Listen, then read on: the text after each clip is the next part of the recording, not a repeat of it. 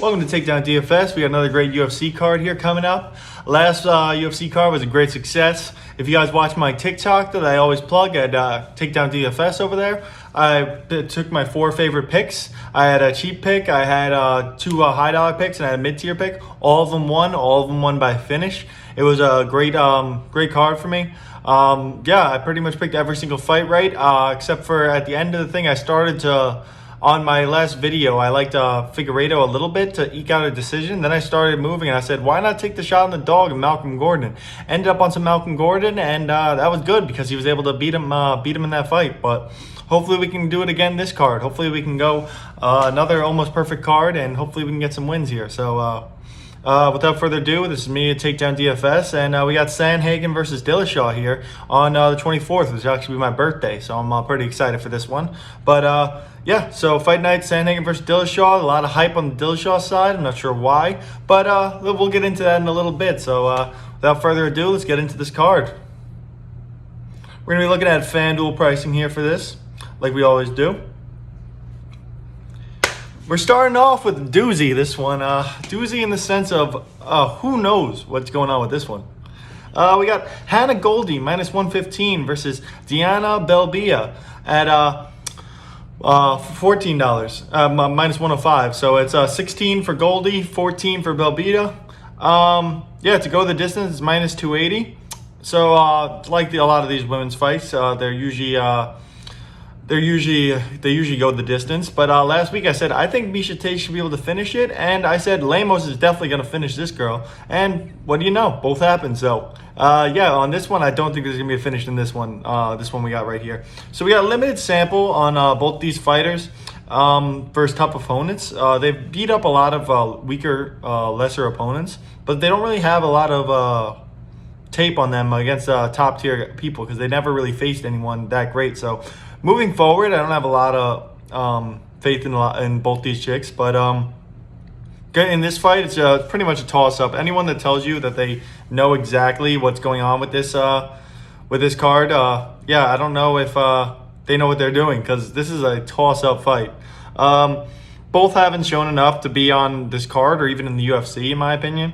But Balbia may be better in the clinch. Goldie on the feet is from what I see. Balbia usually likes to grapple a little bit more, and Goldie will probably be more on the feet, boxing stance. So toss-up fight. I see the line movement, and I'm going to wait to see the line movement and the weigh-ins. But right now I'd have to lean, since it's so toss-up, to the cheaper fighter. But that's the thing is usually when women's fights, the one that clinches more and is able to press the one up against the cage, that's the one that usually ekes out a decision. So I'm going to lean Balbia here, but be aware for line movement, and I'll probably make a video on this later on when I make my other predictions, so be aware for that. So moving on from this fight, toss-up fight, wouldn't have it on a lot of your cards if you could avoid it, but I'll take Balbia here in the cheaper fighter on FanDuel.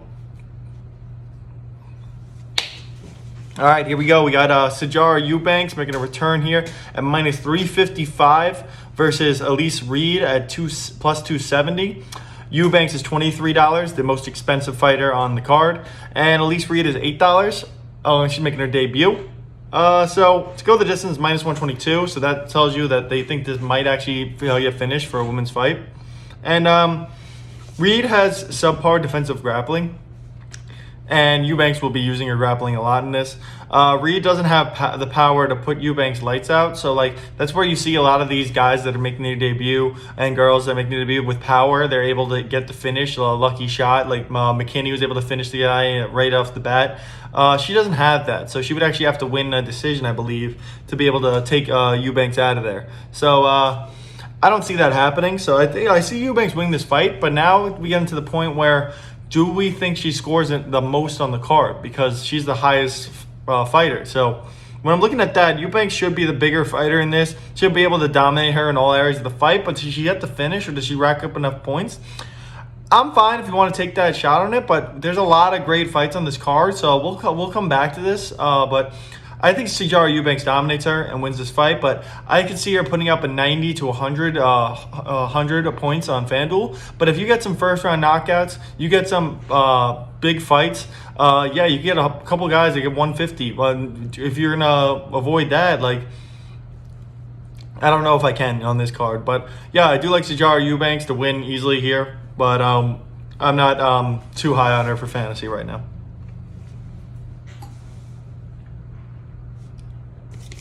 Okay, we've got Julio Arce minus 205 versus Andre Ewell at plus 164. The $20 fighter in Arce, $10 fighter in Ewell. Minus 180 to go the distance, so I believe it will. The longer Ewell can keep at range, the better he does. He's a very good sniper of a fighter. He picks you apart at range, and he doesn't like when you get inside. So when opponents come in on him, he really struggles. But Arce lacks a high output, so he could get caught boxing with Ewell. This is definitely a riskier fight for Arce being the favorite here, because if he doesn't have a lot of output and Ewell's picking him apart from the outside, the judges can see that and be like, wow, he's winning these rounds. And that's where you see the decisions come in, where you're like, what are the judges looking at? But they're looking at him getting pieced up from the outside. But speed advantage is definitely with Ewell, but he doesn't have an out. So if he gets pieced up on the feet, he doesn't have the wrestling to go to. He doesn't have the clinch work to fight with Arce in those players, but Arce does. So if Arce gets pieced up, he's just going to go and try and do a wrestling type of fight. Ewell doesn't have that. He just has the boxing. So can Ewell keep it a boxing match? Can Ewell keep it there? I don't think he can. So Ewell doesn't have takedowns, and he doesn't check leg kicks. So this needs to be a true boxing match for Ewell, and I don't think Arce is going to want to box with him. And if he does, then it's curtains for Arce then. So I don't think he's going to be that dumb and try and box with Andre Ewell, who's pretty much a sniper. So I'm going to lean Arce by decision here. I think he does enough to just win out rounds. Ewell's going to be piecing him up on the feet for a little bit. Then he's going to get a takedown, hold Ewell on the ground. Then second round, same thing. And then by the third round, Ewell's going to be needing a knockout. He's not really that type of guy to be going out there with all-out power. He's more of a pick-and-pop sniper kind of guy. But that's the thing is, if I think Arce is going to win, I don't think I'm going to take a guy that's supposed to win by decision at a $20 price tag, because like I said, there's a lot of people up in that range. But that's why you can take the shot on Ewell as a dog, but I'm going to lean Arce to win by decision here. So I'll take Arce to win by decision, but not really a fan of him for the fantasy aspect. Okay, we've got the next fight here. They moved the card around a little bit. We've got Mickey Gall versus Jordan Williams. Mickey Gall plus 156 versus Jordan Williams minus 194. $21 fighter in Jordan Williams versus a $9 fighter in Mickey Gall. Yeah, but when I looked at this earlier in the week, Jordan Williams was a heavier favorite and starting to move towards Mickey, so that's going to sway me a little bit. But to go the distance is plus 104. Williams, $21 fighter. McGill's a $9 fighter. So Williams is a killer be killed kind of fighter, which he will be giving up defense for offense, just to try and put his opponents away. That's what Jordan Williams is. He's just a brawler. Mickey Gall hasn't shown too many improvements in the UFC. From his first fight on, he didn't really look UFC caliber. And then next fight didn't really look that good. Next fight didn't really look that good. But and that's the thing is Mike Perry was able to hold him down for an entire round. So when Mike Perry's on top of you, that's not that great. Mike Perry's a brawler too. So Mickey Gall hasn't looked that great in the UFC, but that's why I'm confused by the lines moving his way. He will have Matt Brown in his corner. So that's why I'm trying to think if Matt Brown's the type of guy that will not let you dread on your losses. He's going to be out there making sure you get better. Matt Brown came out and got a knockout in his last fight at his age. Matt Brown's a great guy to have in your corner. So that could be the reason why people are higher on Mickey Gall. And this is the fight where he shows the improvements, but pretty high on Jordan Williams as a fighter. When he fights the top level of competition, he's going to get his lights knocked out because he's killer be killed. And there's a lot of smarter opponents right now in the UFC unless he makes improvements. But that's why I think. So the thing is, I don't think Mickey Gall has shown to be a UFC caliber type of guy, and that's why I went Jordan Williams. But now that I'm looking at it, it's is that the only reason why I'm taking Jordan Williams? If that's the only reason I'm taking him, then maybe the shot on the $9 fighter is the way here and not spending the $21 for him. So if I had to pick the fight, I say Jordan Williams wins by finish. I'd say Jordan Williams knocks him out because if he's dominating this fight like I think so, he'd be able to finish him in the later rounds. But I'd take the shot on the dog for FanDuel scoring. So, because that's the thing. If Mickey Gall is able to show improvements in the Matt Brown, and Matt Brown's able to coach him on the way to win this fight and the killer be kill guy and find out his weaknesses, then a $9 fighter, I think he has a decent shot to be able to get an upset here out of all the dogs down there. So, I'd say take Mickey Gall on FanDuel, but Jordan Williams should be able to win this fight. Next fight, we have Nasruddin Mava versus Ian Hainish. Hainish at minus 150. Mava is plus 122. Hainish is the $18 fighter. Mava was the 13. Minus 164 to go the distance. I believe it will. Mava struggles with pressure. He struggled with the pressure of Hall's last fight, and that's really what everyone was looking at, like pressure thing, and Hainish should be pressuring. Mava broke his hand a few weeks ago, like 13 weeks ago, and says that's fine on like Instagram. He posted a whole Instagram about it, which gives me a little cause for concern because you broke your hand 13 weeks ago. How's your training going? How's it fully healed? Says he's fine, says he's back better than ever, says he'll be 200%. But what else is he going to say? But Hainish is a borderline top 15 fighter. He's been that way for a little bit now. And I think Hainish can grind on him out and win the decision here. So, the Muay Thai that he's learned from Sanford MMA here in this fight. There's a couple of Sanford MMA guys here. We got Brandy Costa, Hainish, and Brandon Allen, but they're all fighting on this card. But I think Hainish should be able to grind him out and win a decision here. I think it's going to be a boring fight, so I'm not going to take the $18 price tag on Hainish. I'm not going to take the $13 savings on Mava. I just think that Hainish wins a decision here. I'm not touching it for fantasy. If you want to bet it, I take Hainish by decision. So I'll take Hainish here to win the fight, but I'm not really touching it much for fantasy purposes. All right, next fight up, we've got the guy I just mentioned, Brandon Allen, versus Punahili Soriano, minus 110 versus minus 110. These are the fights I hate for fantasy purposes. They're fights that you need. Okay, so you need this fight because it's $16, $50 fighter, and it's plus 240 to go the distance. And everything I'm looking at when I'm about to break this down is going to show you why I think this fight ends in a finish. The problem is, it's hard to tell which side. So you need this fight, but what do? Do you go half and half? Do you just take a side and hope, and then the rest of your lineups are dead? It's a tough fight here. So, the question here with Brandon Allen is, does the Sanford MMA connection make his IQ better? Because he's shown a pretty poor fight IQ in his last couple fights. This is the ultimate grappler versus striker matchup. Allen won't be able to strike with the heavy hand of Punahili Soriano. Punahili Soriano is one of the best strikers in this division. He has a very heavy hand that can put you down at any moment. So is Brandon Allen going to stand there and fight with him? Shouldn't. So hopefully Sanford MMA is teaching him how to do that. Allen opened at plus 185 and moved to minus 110 to toss-up fight right away. Soriano opened at minus 220, so that's telling you that maybe Brandon Allen is the thing here. Maybe they're like, oh wow, we underestimated this. We didn't know that everyone was going to be so high on Brandon Allen here. But Soriano hasn't been taken down in the UFC yet. Not many people have tried to take him down. He's pretty much gone with a bunch of boxers. But Puna has absurd KO power, but Allen has the grappling, and this fight should end in a finish. So Allen softens up his opponent to get the submission. So he'll go down there and try and get you down to the ground if you're able to go to the mat with him. So if he's able to take Soriano down for the first time, he'll soften you up and keep hitting you with the shots until he opens up the submission. That's how he gets a lot of his submission wins. So I'm going to take the slight lean in Allen here because he has more outs.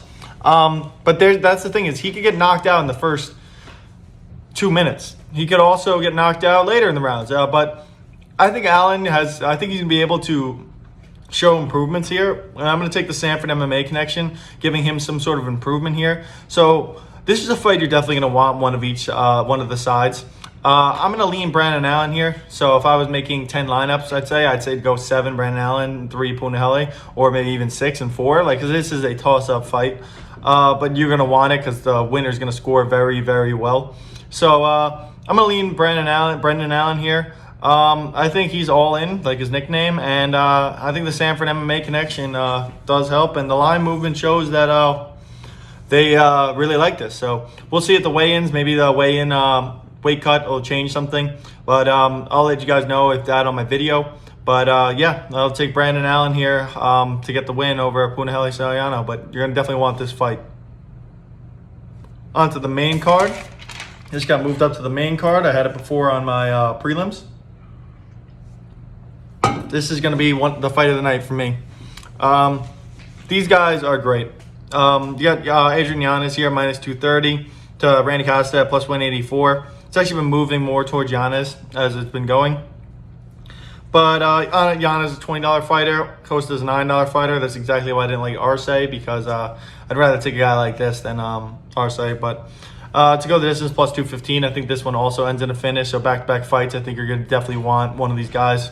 Randy Costa is very good, but Yanez is looking like the next best thing. Both these guys are going to be in this division for years to come. I think both these guys are going to be great UFC fighters. No matter who wins this fight, the loser will still keep going. And this is going to be one of those where they'll probably run it back when both these guys are in the top 5.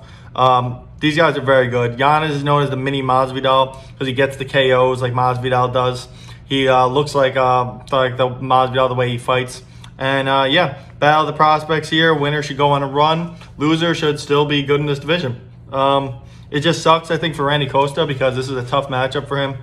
But yeah, Yanez is a great boxer, great counter striker, and has fast hands. Yanez does the thing where he breaks up the rhythm of fighters, kind of like Max Holloway, where he'll just pick and pop you, and then when you try and stand and do a combination, he'll just hit you with like one to stop you. That's what he did to Calvin Kattar, Holloway. Yanez does the same thing. I think he's going to do that to Costa here. But yeah, Yana should crowd Costa, get inside on him, and just has great hand speed to be able to pick and pop and hit him with a bunch of different combinations and shots. But yeah, Costa is definitely a live dog because he has the leg kicks and the head kicks. He typically wins in the first round, Costa, so he's going to come out hot. So I have Yanez to piece him up and just finish him. He like keep going away until he's able to hit him with that clean shot. And once he gets him with a good one, he's too smart and too fast to be it for Costa to stop him. So I'm going to take Yanez here to piece him up and finish him. But it would not shock me if Costa came out strong right out of the gate and hits him with the shot, because it's, in a fight like this, like anyone can get hit. But this should be fight of the night for as long as it lasts. I think it only lasts a round or two. But I'm going to take Yanez here to piece him up and rack up some strikes. So I think that if this one was to go the distance, it'd be like a Sean O'Malley, Chris Martino type, where he scored like 100 and something to 200 significant strikes in 3 rounds. But I don't see it going the distance because one of these guys is going to drop, and I think it's going to be Costa. It just sucks for him because if these two get matched up against anyone else around their rankings, which they're not ranked yet, but around what their skill set and who they should be matched up, I'd take both these guys to win. But just sucks they're going up against each other, but they should make a great fight in the future for Yanez versus Costa too, when in a few years. So give me Yanez to keep going on the momentum and shoot into the top 15. I'll take Yanez by knockout.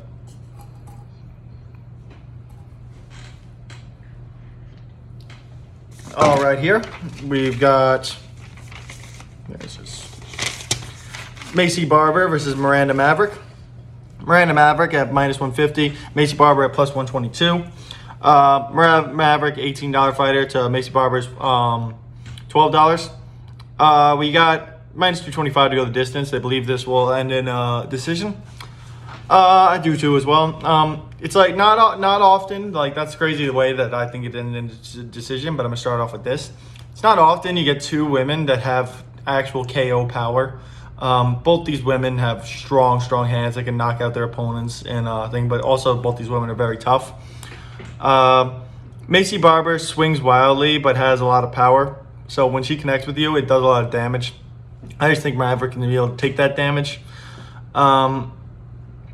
Maverick is more technical and has great elbows, so when you get inside, it's you got to watch out for the elbows as well. Macy Barber doesn't use her elbows as much; she's more of a puncher. And when Barber gets tired, she gets wild. So that's the thing, is like she'll last 3 rounds, but she gets way more wild, and the technical fighters usually end up on there. But this is where we're looking at fantasy here.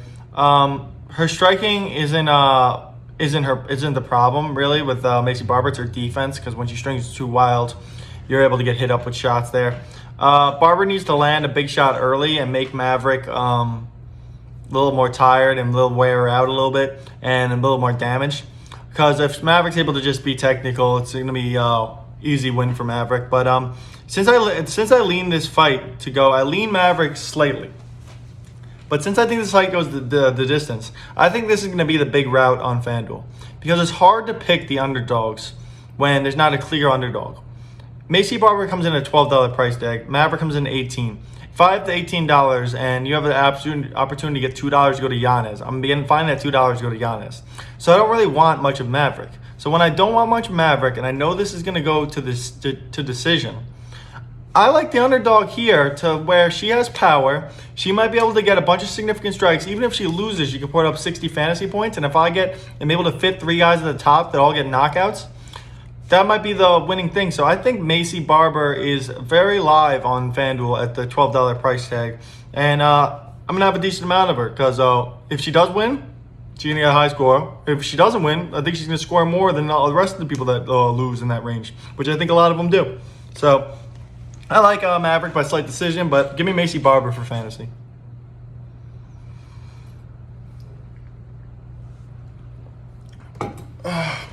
Just stretch real quick. All right. We got Darren Elkins plus 140 versus Derek Minner at minus 172. We got Derek Minner, the $19 fighter, versus Elkins, $12 fighter, and plus 106 to go the distance. So it's toss up, leaning towards the finish. You need to tire out Minner. He becomes susceptible once he's tired. He's susceptible to the strikes and the grappling and submission exchanges. These guys are mainly going for takedowns and looking for submissions. That's what these two guys do. And these are two true grapplers, Elkins versus Minner. And Darren Elkins is known as the Damage. If you've seen one of his fights, he got pieced up so bad that there was just blood pouring everywhere. Crazy fight. That was one of the more wild fights I've seen. But these guys will probably not be in that much of an exchange on the feet. Both be looking for takedowns. So Elkins is older, not as good as he used to be. And Minner dominated Charles Rota on the mat. So that's why I have the slight lean here. Minner, the $19 fighter. But that's the thing is in the grappling exchanges and all that stuff, if they're going for takedowns and Minner keeps shooting and Elkins is able to get a lot of takedown defenses, and somehow Elkins is able to win this, he would score very well for a $12 fighter. And on the same other side, a lot of people probably aren't looking at Minner because they don't think that he's not as likely to get a finish as some of these guys. And that's where I think I'm going to have a little bit of Minner as well, because Minner, I think, is going to win this fight. And if he's able to get 6 or 7 takedowns, or like 4 or 5, and get 4 takedown defenses, that's a lot of points on FanDuel. Because you get the takedown defenses, you get the takedowns, and then you get the submission. That I think this fight ends in submission either way. And then the same thing with Elkins is if Elkins wins this fight, well, I don't care how he wins it, because I know the way that they're going to be going with takedowns and takedown defenses, he would score very, very well for that cheap price tag. So I think you're going to want to try and fit some of these guys in your lineups if you're making a bunch. Maybe if I made one lineup, these both wouldn't make it on there. But at the same time, takedowns and takedown defenses get you a lot of points, and submissions and submission attempts, which these guys will be doing. So give me Minner to win here by decision, but I wouldn't fault you for taking a shot at $12 Elkins. Next up, we have Kyler Phillips versus Hallie Impaibo. Second highest price fighter on the card, $22 Kyler Phillips, minus 265. Versus cheapest fighter on the card, plus 210, Hallie Impaibo. Minus 190 to go the distance, so that's where I look at it and go second highest price fighter, probably going to go the distance. I don't like that very much unless I see very path, which I do see a path, so we'll get into that. But Kyler Phillips was able to outbox Song Yadong and then still wrestle, so that showed me a lot of prospect in this guy, number 14 ranked fighter. I think he's going to be able to shoot up the charts here. And he could switch position, makes his opponent think in the cage. Like, he keeps switching from southpaw to orthodox to a jiu-jitsu stance. He moves his stance around a lot. And this is a hard fight for Paiva. Phillips should be fighting top 15 guys. Like, he should be fighting top 10, top more higher level guys. And Hallie and Paiva is just in his way at this point. I think they're trying to get him because they're trying to get the hype train in the same division as Sean O'Malley. Trying to get Kyler Phillips hyped up. And he needs a Sean O'Malley type of win, so I think they're trying to get it for him against Hallie and Paiva. But the odds don't say I'm getting a finish. So I think Phillips should be able to dominate him. I think Phillips wins this fight easily. But does he score better than Yanez for $2 cheaper? I don't think so. Does he score better than the main event fight? I don't think so either. So yeah, I'm going to take Kyler Phillips to win here by decision. But he'll probably score around 100 fantasy points. I just see Yanez getting a first-round knockout, getting 120, 150. I see the main event scoring 150 for whoever wins. We'll get to that. I see a lot of those fights scoring better. Even Sijara Eubanks for $1 more. She's more likely to finish. So I'm going to take the people I like to finish over him at the price tag. We got Aspen Ladd, the number 3 fighter, versus Macy Chichon, number 9 fighter. We got Macy Chichon plus 152 versus Aspen Ladd minus 188. $19 fighter versus $11 fighter, and it's minus 138 to go the distance. So they see this possibly ending in a finish, but most likely to go the distance. Aspen Ladd can't strike with Chichon. She needs the takedown. Aspen is comparative to this is gonna be a crazy comparison, but to Khabib. I heard that said by someone else on the MMA industry as well, where she does, when she takes you down, she goes straight to the ground and pound. Like, she's just trying to beat you down once you get to the ground, and that'll if that softens you up. If not, just trying to get the finish there. But she will ground and pound you. She does a lot of work on the ground. She just doesn't sit there for position. She will control the ground and pound, but Ladd strikes to get into the clinch, and Renault at 43 years old was able to take down Chichon, so I don't see her not being able to get the takedown. I just don't know if Chichon's going to be, she's going to be able to get Chichon out of there too easily. And it's going to be definitely hard for her to get the takedown because Chichon is going to be so good with the striking. So Ladd tore her ACL and MCL and is coming back after that, so that's not good. Like, I don't like that. Like, I still think Ladd's a great fighter and one of the top in this division by far. But depends where the fight goes. But that's the thing where now, when I went back before, Macy Barber $12 on a fight that I saw going for a while. There's another fight I see going for a while. Even if it does end a finish, I think it might be a 3rd round finish. So I see Macy Chichon being able to piece her up and get a couple takedown defenses. So Macy and Macy, $12 and $11. I'll take the shot on them because I like them as, even if they get a loss, to be able to score enough to get you the top guys. So I like Macy Chichon here to be able to on FanDuel, but if I had to pick someone, I think Aspen Ladd was able to wear her out and get a decision here. But I still see Macy Chichon being able to piece her up also as well. Definitely a tough fight to call. But if I had to pick, I'd lean Ladd, but I'm still not going to pay that $19 price tag for her. So give me Chichon on FanDuel. Here we go, the main event. First of all, we'll get the elephant out of the room and talk about TJ Dillashaw. Then we'll talk about this event. TJ Dillashaw got caught with EPOs, which is a thing that adds red blood cell count to you to help you with your cardio and all of the stuff and the weight cuts and everything. Yeah, and it's kind of a thing where he got caught cheating, tried to lie about it. Then when he got caught, he said, "Oh, it's no big deal," or thing, and like pretty much was blatantly cheating in a sport where it's 1v1 combat. And like Corey Sandhagen said that it's just gross that you're able to do that and just go into ring with 1v1 and you need an advantage that's illegal to go against your opponent. Like, and now the way the UFC is marketing this, they brought him back against a top number 2 contender, Corey Sandhagen. And they brought it back, and you don't see a lot of the UFC at all. I don't think I've ever seen a single UFC commercial talk about Corey Sandhagen and the Sandhagen versus Dillashaw fight. It's all about, can Dillashaw make it back? Can he rebrand his name? Can he avenge this? Like, Corey Sandhagen is the number 2 UFC fighter in the division. Like, Corey Sandhagen has had knockout after knockout after knockout against top guys. He just blatantly knocked out Frankie Edgar with that knee that was disgusting but beautiful at the same time. And TJ Dillashaw is just sitting there coming back and just gets a fight against this guy? Like, I get it. TJ Dillashaw was the champ for a while there.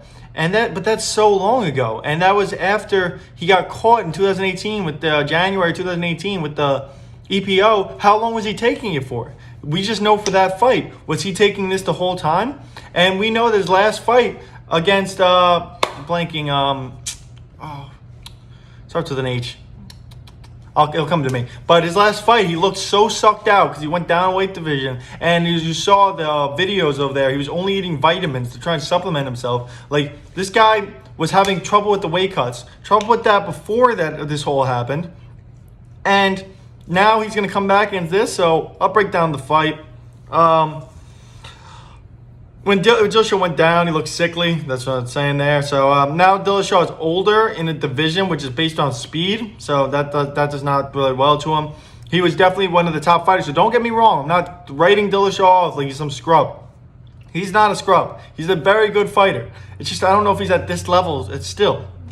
Dillashaw had great takedown defense. He was very good at that back in the day. But Dillashaw ducks a lot. He does a lot of ducks when he goes there. Ducks and moves.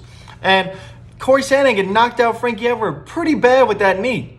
Pretty bad. And that's the thing. You're susceptible to the knee when you're ducking that much. And a knee up the middle could catch him. Sandhagen has 8 bombs and moved forward. We've seen Dillashaw, even when he was at the top of his game, he got rocked a couple times by Cody Garbrandt and put down. He got rocked by a couple other guys and got put down. So I think Sandhagen is able to withstand more of the punches. I think that peak Dillashaw, or not peak Dillashaw, but the way we saw Dillashaw when he last fought, was that version. I don't think can beat Corey Sandhagen now. And you're telling me he got better from going away? I don't think so. So that's what I'm saying. I think Corey Sandhagen is going to be able to fight for the championship next. And this is just a fight to get him there. To get the matchup to build buzz because he just beat a guy named TJ Dillashaw. So I think I'm going to take Sandhagen here by finish. I think Sandhagen knocks him out. Don't get me wrong. I don't think he just comes in and dominates him because Dillashaw's a tough kid. But I don't think he's going to be able to come back in and fight the way he used to fight. I just don't see it. If you guys see it the other way, make sure to mention that in the comments and stuff. But give me Corey Sandhagen by knockout, and I really like him on FanDuel at the $22 price tag. I might try and get leverage in the MVP spot by going to Lil Giannis, but we'll see. I'll give you guys my final picks, especially at the weigh-ins. If TJ Dillashaw looks really bad at the weigh-ins, then I might go really heavy on Sandhagen. But yeah, thank you guys. I'm excited for these fights on my birthday. It should be a great fight card. But yeah, make sure to subscribe here. Make sure to subscribe and watch on my TikTok at Takedown DFS, my Instagram at Takedown DFS, my Twitter at TDown DFS. And also, guys, I have a big announcement coming soon, and I'll probably make a video for the Big 3 tournament. So if you like the Big 3 tournament, I have the site that the Big 3 tournament is played on for Daily Fantasy Sports. I'm going to be with them. So got some big news coming soon. So make sure you guys stay tuned for that. And make sure to like and subscribe. Thank you guys for watching, and let's take down.